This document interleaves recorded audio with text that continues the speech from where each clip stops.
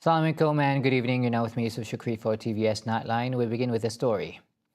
Amidst geopolitical tensions and global trade uncertainty triggered by US tariffs, Sarawak's economy remains resilient, enabling a 12.9 billion ringgit budget in 2026.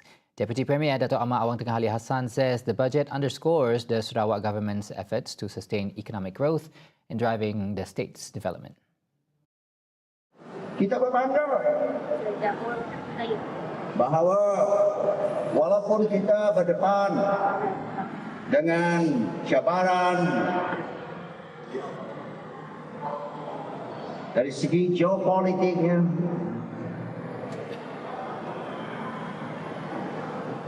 perdagangan antarabangsa dengan penguasaan tarif yang tidak menentu oleh Amerika Serikat, trade war, pendapatan kita berkurang sedikit. Namun kita masih mampu untuk mengadakan budget almost 3 billion ringgit Malaysia for the year 2026 from our state budget. Ini bukan saja usaha untuk kita akan terus meningkatkan proses pembangunan dari segi fizikal, dan kita akan dapat mempertingkatkan lagi usaha-usaha untuk meningkatkan dari aspek kesihatan, pembelajaran anak-anak kita, meningkatkan kemahiran. The government is steadfast in ensuring the development reaches all regions, particularly rural and interior areas. Sarawak will continue to diversify its sources of revenue while strengthening strategic sectors as part of a long-term plan to achieve a high-income and sustainable economy. Deputy Prime Minister Datuk Seri Dr. Ahmad Zahid Hamidi says no names have been submitted to fill vacant ministerial posts amid speculations of a cabinet reshuffle. The matter has yet to be formally discussed as the Prime Minister, Datuk Seri Anwar Ibrahim, has yet to request any proposal on the vacancies. PM belum minta lagi. Nanti kalau tiba masanya saya akan beritahu media lah. On Saturday, Prime Minister Datuk Seri Anwar Ibrahim has indicated that he would soon announce the exact date for a cabinet reshuffle, although he declined questions on whether it would be announced before or after Christmas and asked all parties to be patient for the official announcement. Any decision must be made carefully and not hastily, he adds, to ensure political stability and the effectiveness of the government's administration. Now, the Ministry of Education MOE has decided to abolish its Training Management System or SPL-KPM to allow teachers to focus on their teaching. Minister Fadlina Sidek says the decision was made based on MOE's ongoing assessment of teachers' workload as well as feedback from educators who felt the system is affecting their daily duties. Sebab itu saya sebut tadi dalam soal kita melihat tahun hadapan, kita mahu guru kita memberikan tumpuan yang secara penuh dalam kelas dan khususnya untuk memberikan tumpuan kepada isu-isu kurikulum baru dan juga pelan pembangunan baru. Jadi SPL-KPM ini kita hapuskan dengan hasrat untuk terus memberikan keyakinan dan juga sebagai usaha konsisten untuk terus mengurangkan beban guru. Fadlina says SPL-KPM was often a topic of discussion among teachers who wanted to see them not be bound by the requirements of the system to the point of disrupting the focus on teaching and learning in the classroom. According to her, the abolition of the system was intended to give teachers space to focus fully in the classroom, especially ahead of the implementation of the new curriculum and education development plan that will be introduced next year. She stressed that the MOE would continue to examine any steps that could be taken to consistently reduce teachers' workload in order to strengthen the quality of national education. School construction projects utilizing the Industrialized Building System IBS, which began in May this year, are seen as a catalyst for change in addressing the issue of overcrowded schools and classrooms nationwide. Fadlina says the initiative, implemented by MOE in collaboration with the Public Works Department JKR, had largely been completed within just a few months. Jadi kita sedang melihat maknanya kehadapan bagi mengatasi isu sekolah padat, kelas padat ini. Maknanya pendekatan ini antara yang paling efektif setakat ini. Jadi insya-Allah tahun hadapan kita akan buat secara besar-besaran memaklumkan dan juga melihat maknanya secara keseluruhan kelas ini akan digunakan sepenuhnya pada tahun hadapan sempena pembukaan sekolah yang baru. Jadi semua dah siap. Alhamdulillah. Ini antara pendekatan dan reformasi penting yang berlaku dalam soal infrastruktur dan pembangunan di peringkat Kementerian Pendidikan Malaysia. She says the project involved 127 construction sites nationwide, with 70 of them located in Selangor, the state facing the most acute issue of school overcrowding. According to her, the short construction period demonstrated that the approach is both practical and effective, making it suitable for wider implementation.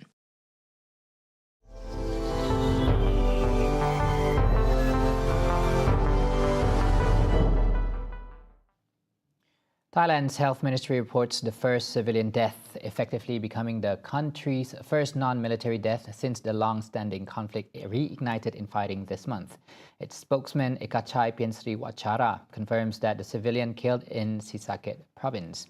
The victim, a 63-year-old man, died from shrapnel after Cambodian forces fired rockets into a civilian area. Meanwhile, Thailand's military announces the imposition of a curfew in parts of Trat province, citing the ongoing situation along the border areas. An official order, the military says that a curfew was immediately enforced in 5 districts of the province, namely Klong Yai, Bo Rai, Lam Ngop, Khao Saming, and Muang Trat. Residents in these areas are prohibited from leaving their homes from 7 p.m. to 5 a.m. the following day. According to Thai media reports, the military's announcement came in the wake of an incident on the night of Saturday when 3 M79 grenades were fired at the headquarters of the Marine Corps Task Force in Trat province. The projectiles are believed to have originated from within Thailand. Meanwhile, no casualties were reported as the grenades landed in an uninhabited area. This marks the second province to impose a curfew since the latest round of Thailand-Cambodia border clashes erupted. Now, police are on the manhunt for a gunman who killed 2 and wounded 9 others at Brown University. The incident effectively put the campus into lockdown while police continue their search for the killer. The streets around the university in Providence, Rhode Island were filled with emergency vehicles hours after the shooter opened fire on Saturday at a building where exams were being held. All we have is a suspect that was a male dressed in black. It is unknown how he entered the building, but we do know that he exited the Hope Street side of that complex. At this point, we're working on that right now. We're working along with FBI on tracking down video from that area. It's possible. We've been in contact with the White House as well. Our office has been in contact with the White House. So we will bring all our resources to the table. 10 hours after the shooting, the gunman is still at large, while some 400 officers, including the FBI and campus police, swarmed the quaint New England campus. Police released 10 seconds of footage of the suspect walking briskly down a deserted street, seen from behind after opening fire inside a first-floor classroom. Brown University President Christina Paxson confirmed in a letter to community members that all 11 victims were students. On a similar development, the Premier of Australia's New South Wales state says the shooting at Bondi Beach on Sunday targeted Sydney's Jewish community. Premier Chris Minns told a media conference that this attack was designed to target Sydney's Jewish community on the first day of Hanukkah. This attack was designed to target Sydney's Jewish community on the first day of Hanukkah. What should have been a night of peace and joy celebrated in that community with families and supporters has been shattered by this horrifying, evil attack. Commissioner Lanyon will speak about the investigation, the police response, as well as the designation of this attack as a terrorism event in Sydney. I can assure the community it will be met with a massive, comprehensive police and public order response. At 9:36 p.m. this evening, I declared this to be a terrorist incident. I have also authorised special powers under Section 5 and Section 6 to ensure that if there is a third offender, and we are currently investigating that at the moment, we will make sure that we prevent any further activity. At least 12 people have died after a shooting at Sydney's Bondi Beach on Sunday night. According to Mins, one of the offenders was among the dead while another is in custody. Earlier, it was reported that 10 people were killed in a shooting at Bondi Beach during a Jewish Hanukkah event, citing sources according to Sputnik RIA Novosti. The report says police believe the attack had been planned for several months. Now back in Malaysia, Muhammad Amaluddin Hisamuddin, 22 years old, who died in a crane collapse at a power plant in Tanjung Bin, was laid to rest at the Gelang Patah Muslim Cemetery at 3:45 p.m. today. The funeral was attended by around 100 family members and close friends, including representatives from Malacca. Before the burial, his remains were taken from Hospital Pontian Forensic Unit at 2 p.m. to the family home at Jalan Nusa Perintis for prayers. Autopsy procedures for another victim, Muhammad Al-Farid Ahmad, 19, were also conducted at Hospital Pontian Forensic Unit today. Meanwhile, Pontian Police Chief Superintendent Hazrat Hussein Mion Hussein, when contacted, says investigation into the incident are ongoing. The crane, used to lift coal, reportedly collapsed at the Tanjung Bin power plant yesterday, killing 2 workers and injuring 3 others who are receiving treatment at Hospital Sultanah Aminah. On another note, Deputy Prime Minister Dato' Amar Fadilah Yusof stressed that a thorough, transparent and comprehensive investigation must be carried out. Fadilah urged the police, the Energy Commission and relevant technical agencies to determine the exact cause of the incident. Wrapping up the Nightline, a TVS student was killed after the vehicle he was driving collided with a lorry carrying palm oil at KM 60 off Jalan Pekan Rompin near Kampung Merchong on Saturday. Pekan Police Chief Superintendent Muhammad Zaidi Madzin says the accident occurred at about 11 p.m, resulting in the death of Muhammad Fakri Wakyuddin Basri, 22, from Indra Mahkota, who was pronounced dead at the scene. Initial investigations found that the accident occurred while the victim was travelling from Pekan towards Rompin, while the lorry was driven by a 28-year-old man from Rompin heading to Pekan. Zaidi adds that the student's body was taken to Pekan Hospital for a post-mortem examination, while the lorry driver was unharmed. The case is being investigated under Section 41(1) of the Road Transport Act 1987, and it was understood that the victim was attending the Shahadah Al-Quran program at the Mahat Tahfiz Negeri Pahang.